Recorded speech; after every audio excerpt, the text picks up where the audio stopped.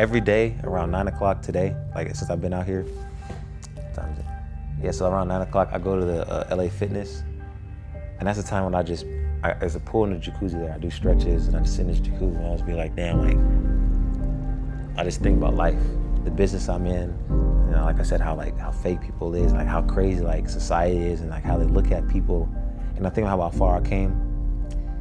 It's crazy, like I'm really humbled to be there, cause like I said, man, like really, really tough living, really hard, and just to be in this position is crazy.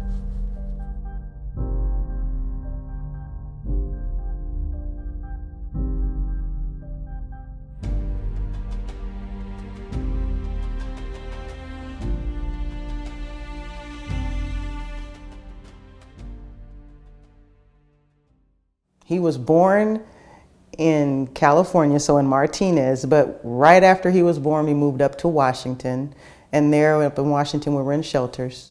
So I was homeless with all 5 of them, packing them up under my arm and taking them wherever we had to go to get to the next spot.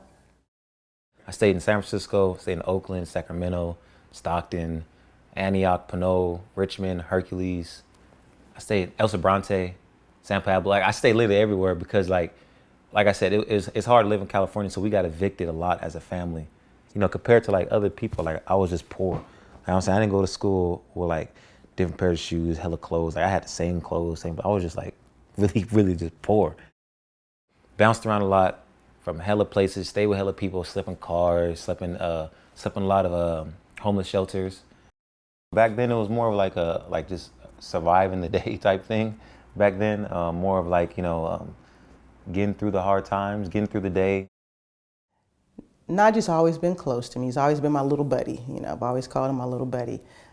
He was so used to being with me.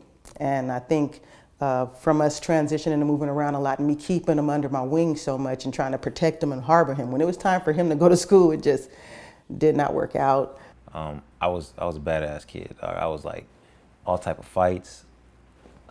I got the police calling on me a lot of times in school. Destroyed the classroom, flipped the tables over.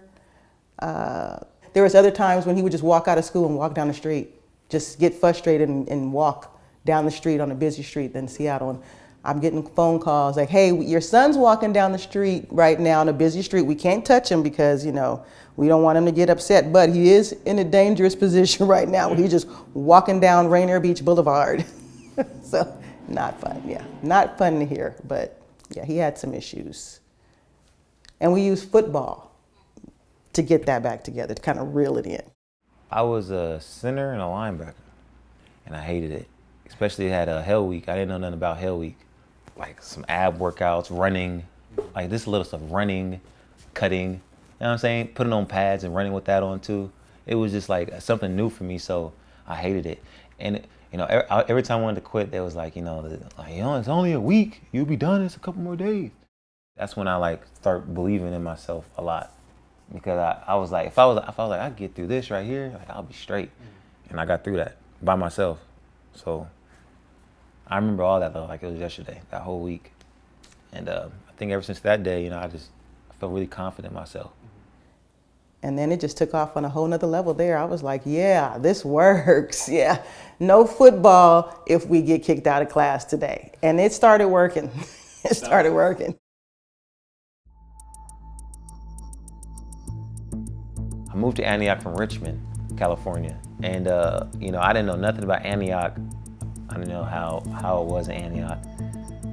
I thought Richmond was the hardest place, and I went to Antioch. I'm like, damn, my first day there, I saw a gang fight down the street. First day moving in, second day moving in, I saw SWAT across the street just raiding people's houses. I'm like, damn it, like I thought I left this from Richmond. So we're just passing up to high school right now. We're actually heading over to Sycamore where Najee used to live. So his house is right up there. This is, you know, one of the areas that a lot of the, you know, the drugs are being sold. Gang wars, you know, there's turf wars even within a few blocks, you know, and just a lot of things that he could have got caught up in, you know. They're just people in bad situations. I want to say it was a week living there. Someone was shot right in front of on the side of our apartment, and like crime scene tape and a dead body on the side of my apartment early in the morning. And I'm just laying there going, I didn't even hear this. This is crazy. One of my kids one time told me about trying to come home from school and a drive-by shooting and bullets whizzing by his face. And that's scary, for a mom to know that I live in an area where I have to worry about my kids just getting up going to school every day. Najee liked to work out at the school, which was 2 blocks away, but of course you got to pass through 2 blocks of hell to get to the school, and it would scare me at night. I would hate it, but at the same time, I still didn't want to stop him from doing what he wanted to do, but I hated that he would leave at night.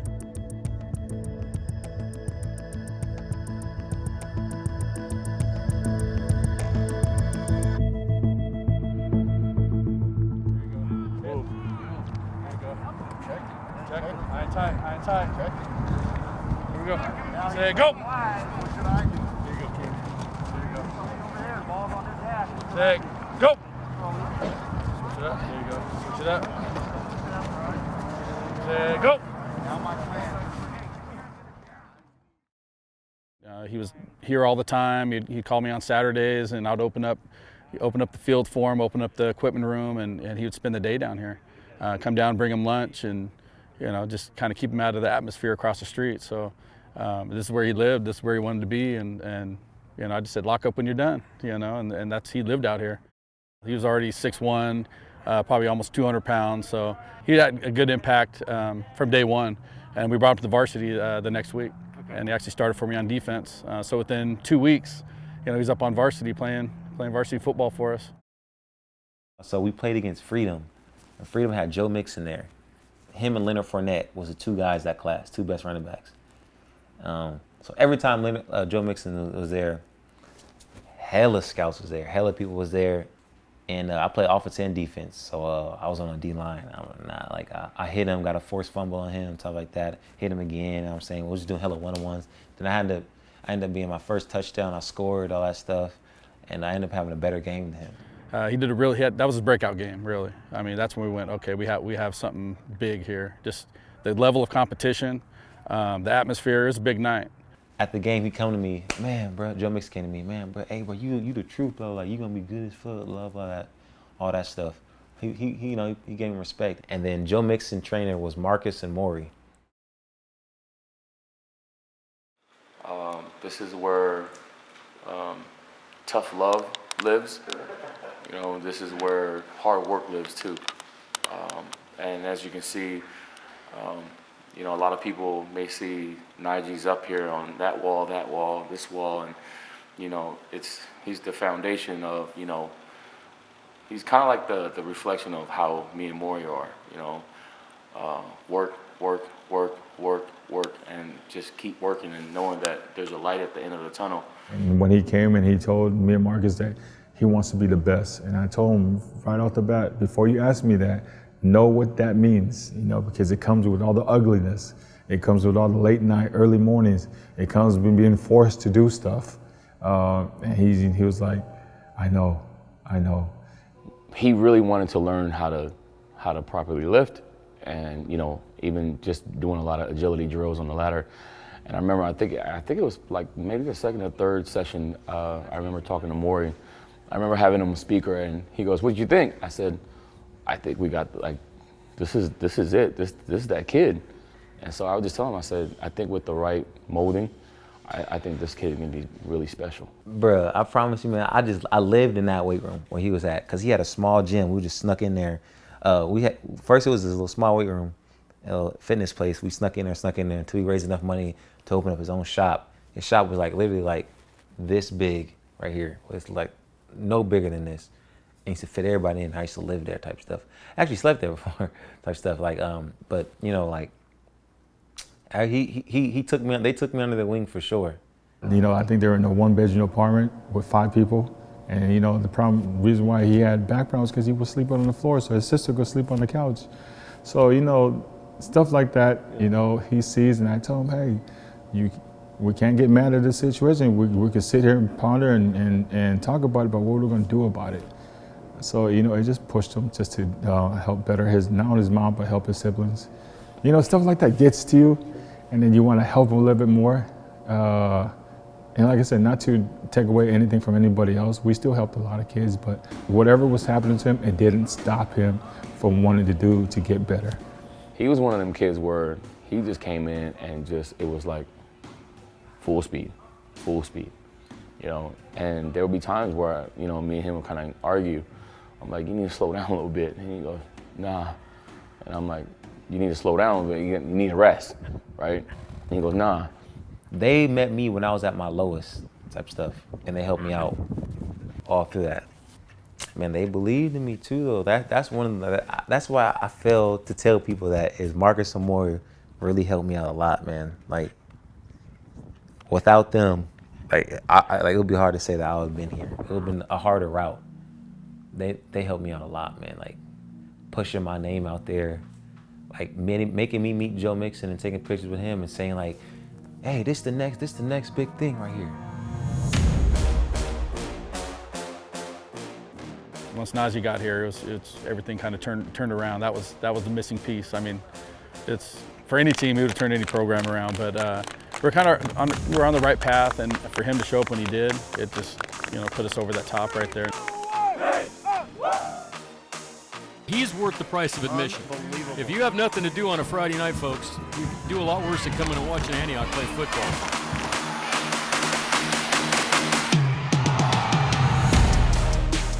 I mean, he was just so dominant and strong, and actually more of his vision than anything. He played like a smaller back, even though he was bigger than everybody else. I mean, he's bigger than some of our linemen. So he was something special. He was definitely different athlete. Najee back with time, floats one. I think he's looking for Harris one-on-one. He's got it. Touchdown, Harris. And Antioch is in the end zone again.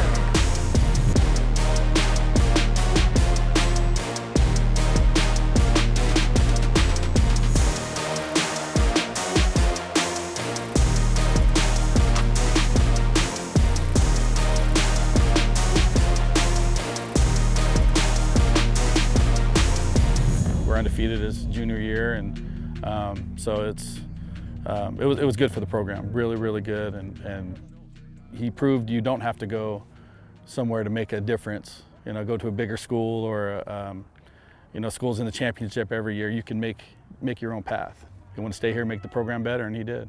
And that's what kind of person he is. I wasn't the number one recruit my sophomore year. I just worked my way up to be the number one recruit by going through all these camps and serving like all these guys, all these high top guys names who've been offered and like way before me, all this stuff like that. So I worked my way up, and I worked my way up coming from this little ass place in the Bay Area called Antioch, and nobody heard about. And so going to all these camps and stuff like that, I started really saying like I really like competition. Like I'm really it really thrives me, it gets me going. Here comes Jumpy, run through him.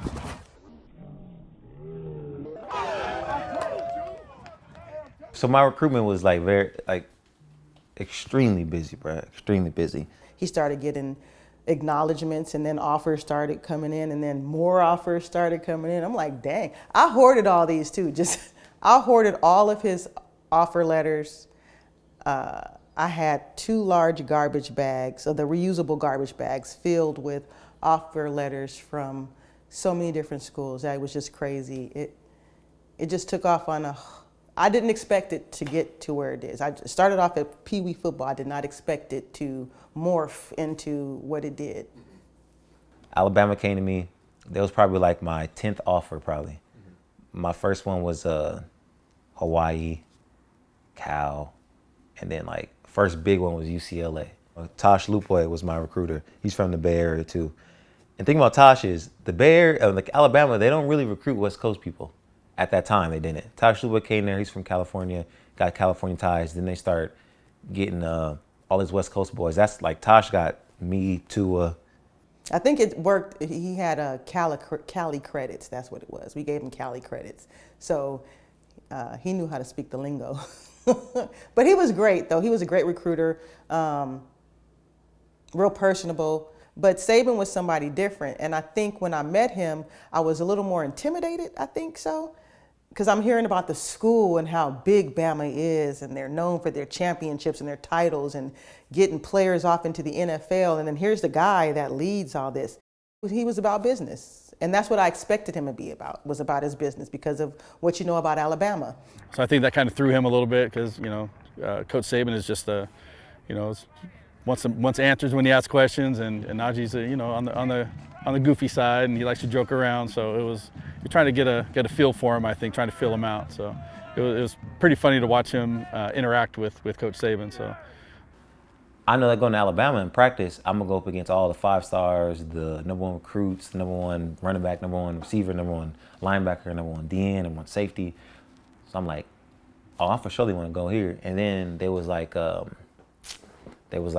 Alabama, and the SEC is the best conference. So I'm like, okay, that's another reason why I want to go here. And then the last point is, like, I'm coming from a small place called Antioch. Ain't nobody heard about, like I did not go to a powerhouse like De La Salle, Mater Dei, St. John Bosco. Like, I didn't go to no powerhouse. So no one really like people heard of me. I'm not gonna say like no one ever heard of me. A lot of people heard of me. But like, I want to find out like how can my name be like worldwide type stuff. And Alabama was the place. Like, they have the most people viewing their games. I'm like, they see me on this stage, and like, they really could see. People could be like, man, who is this kid right here? So I'm like, Alabama, like, we'd like to offer you to the University of Alabama. How would you like to carry the ball for us? Like, how would you like to put the whole organization, in your arm, type stuff like that. I was like, that's dope type stuff. Caught me off guard because I didn't know he was gonna verbally commit that day. So, but I kind of like gave him the okay when I came out to Alabama during our official visits, and I did my tour, and I told him, yeah, you guys can have my son. I was still committed to Alabama, but like, I wasn't like, I was open to options. Right. So Jim Harbaugh was the coach. Is the coach now, actually, but he was a coach for the Niners. In the Bay Area, everybody loved Jim Harbaugh and the Niners. And the Raiders too. But that's just the whole argument right there. But everybody loves Jim Harbaugh though, especially what he did for the Niners. He took him to the Super Bowl, all that stuff. Well, Kaepernick, like, everybody loves Kaepernick. Everybody loves everybody, like that whole team in the Bay Area. So we had a satellite camp. That's when Harbaugh was doing all the camps. So the Michigan staff came out. And he came to my school though. And when he came to my school, and everybody said everybody loves him in the Bay Area, like, I was like, oh hell, like, it's over with type stuff. Like, he was just sitting on the sideline too, like this, and then it was homecoming that night. So he pronounced the homecoming king and homecoming queen. That went viral. It was just dope, bro. Like, I was like, oh, Harbaugh's the truth, bro. Hello, I am very proud to announce the 2016 homecoming queen.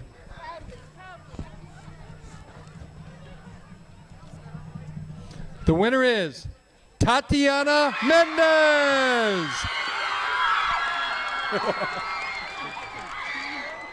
It was crazy because I was sold on Bama, and then all of a sudden Michigan comes into the play, and so I'm like, oh damn, now I got to figure out that, because I had made plans to move to Alabama, so I made all these plans, and then the last minute we're entertaining Michigan, so I'm like, oh, okay. I'm like, I might go to Michigan.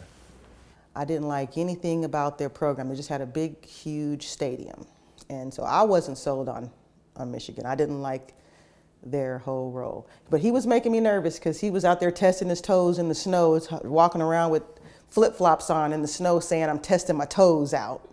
Like, dude, we're not coming here. So yeah, testing my toes out in the snow. The only kid in a snow blizzard walking around with flip-flops and socks. So he left everything actually to all of his friends here. So he made individual bags from all of his recruiting trips, all the schools, and all of his stuff he gave away. We're at the All-Star game, and he was like, I need to go shopping. I don't have any clothes. So he didn't bring anything with him, just brought himself. The end of the whole football game, the whole Army Bowl, you haven't given me a decision. So I'm like, you're coming home then. Since you don't know where you're going, you're coming back to California, and we'll decide there. We had a big sit down with Tua's family.